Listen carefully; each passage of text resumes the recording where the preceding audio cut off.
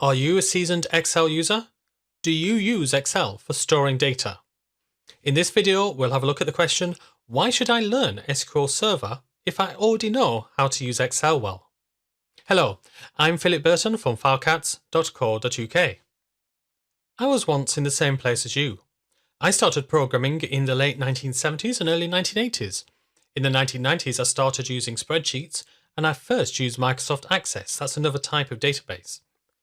I consider myself to be a fairly seasoned Excel user, but it was way over a decade before I started investigating SQL Server. Isn't that just for big businesses? Why should I learn it? In this video, we're going to find out.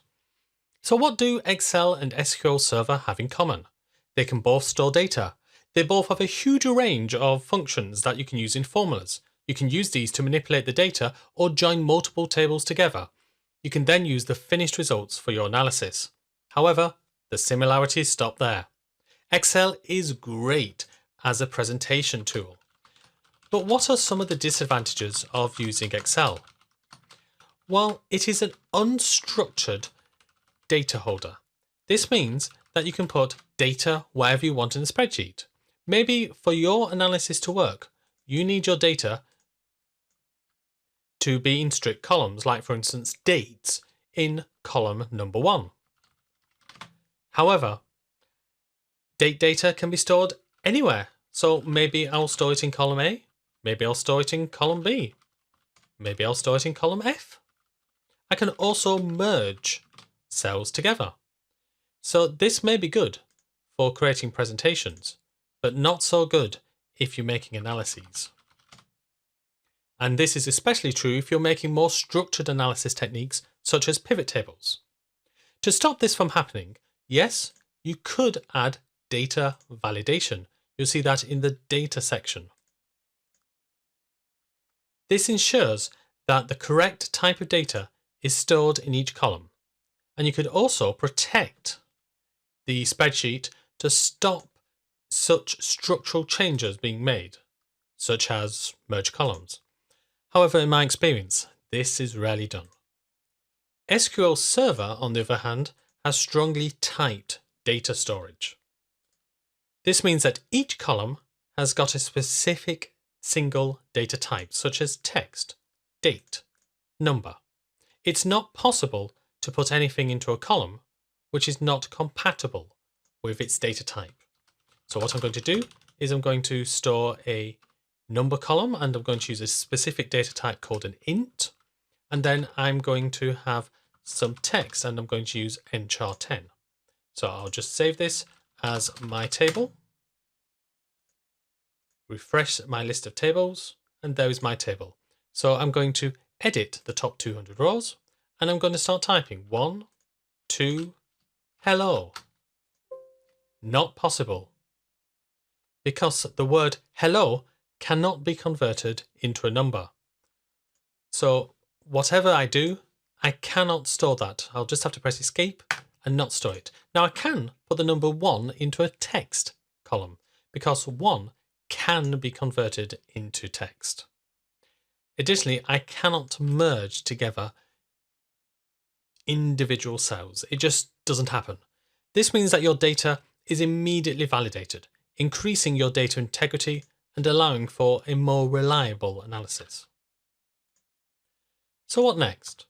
Well, in Excel, you might have 100,000 rows of data. Of course, it can go up to over 1 million. But suppose I wanted to manipulate the data. So let's say that I wanted to have a new column here, and this is called full name. And so that is equal to A2 and a space and B2. So that's fine. So I can put in my data,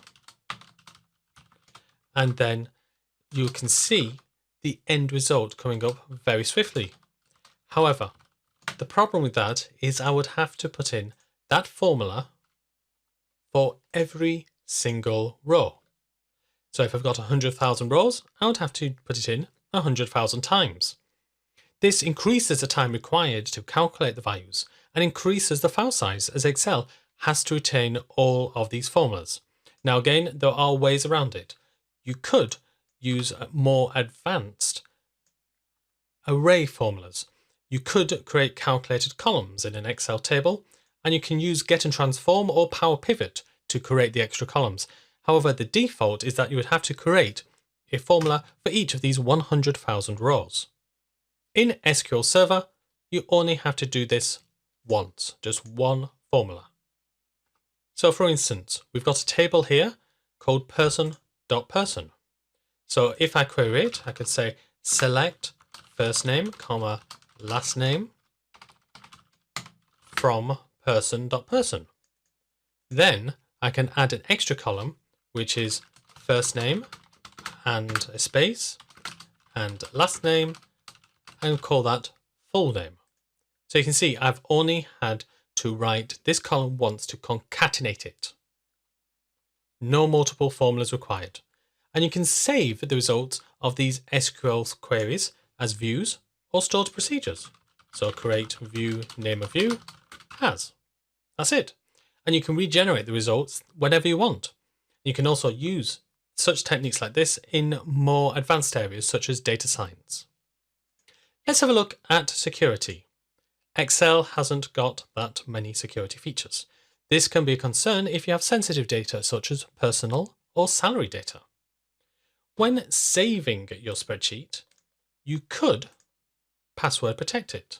So go down to the tools, go to general options, and you can see that you can add a password to open and a password to modify. However, this protection can be overcome by using a password cracker, which are fairly available on the internet. Another way of locking down Excel is by locking individual spreadsheets and protecting locked cells.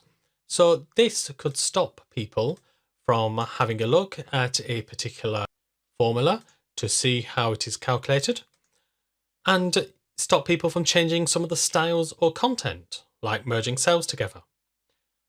Now this could be useful, but unfortunately again, it can be turned off using password crackers. As a database management system, SQL Server has security at its core. So to access an SQL instance, first of all you need a login. So this could be your Windows login, or maybe a separate username and password. And then to access a database within that instance, you also need to have valid SQL user associated with that login. So here we have my login, and in this database, here we have my user. This user account will also determine what sort of access you will have to the data. For instance, you may only be able to read a certain set of tables or queries. Alternatively, you may be able to only insert data and not be able to read it. SQL Server is also very good for version control. Suppose you added some data, altered it, and then deleted it. In an Excel spreadsheet, you would probably only have the end result, namely, nothing's happened. In SQL Server, had you wanted to track it, you could have the entire history. So suppose we put our data into SQL Server. Can you use it in Excel? Absolutely. And it's very easy to do. In Excel, all you have to do is go to Data, Get Data from Database from SQL Server Database. So this could be the original data or processed data. So in this way, the data can be processed in SQL Server, and Excel can make the visualizations you want from the analysis. So how many rows can you store? Well, in Excel, you can have up to about 1 million rows in a single spreadsheet. Tables in SQL Server can store huge amounts of data. Therefore, if you're importing big data sets into Excel, either the data will need to be pre-processed in SQL Server, allowing you to bring in the analysis, or the data will first need to be imported into the Power Query Editor, Get and Transform, which can then do the analysis. Suppose the data changes. Well, that's no problem. The data can be refreshed by right-clicking on the table and going to refresh. This means that your data analysis can be as up-to-date whenever you want. Multiple people can access the same data at the same time, and multiple people can insert data at the same time into a central database. Once refreshed, it will then be loaded into everyone's Excel spreadsheets. You can also load that data into other spreadsheet applications such as Excel or Google. Multiple people working on the same set of data at the same time is not easily done in Excel, though it is easier in applications which are on the cloud, like Google Sheets. So hopefully you can see that Excel and SQL Server are not necessarily competitors. They just have different ways of doing the same job, but some with more security and flexibility. Now, if you're interested in learning how SQL Server works, then why not have a look at my course Database Fundamentals, which is exclusive to Udemy. In just over 8 hours, you will learn the key concepts of SQL Server, learn the 6 principal clauses of the select statement, create tables, views, and stored procedures, and we'll have a look at database security and backups as well. For a more in-depth look at the select statement and related objects, then why not have a look at my Querying Microsoft SQL Server with Transact SQL course. However, maybe you want to know more about Get and Transform and Power Pivot. If so, please have a look at my Analyzing and Visualizing Data with Microsoft Excel course. It also shows how to connect Excel with SQL Server. I hope that you've enjoyed this video and have found it useful. Maybe you consider looking and learning SQL Server. You could then connect it to your Excel visualizations. If you have enjoyed this video, why not click that like button and then subscribe and click on the bell next to the subscribe button. That way you will be notified about any new videos.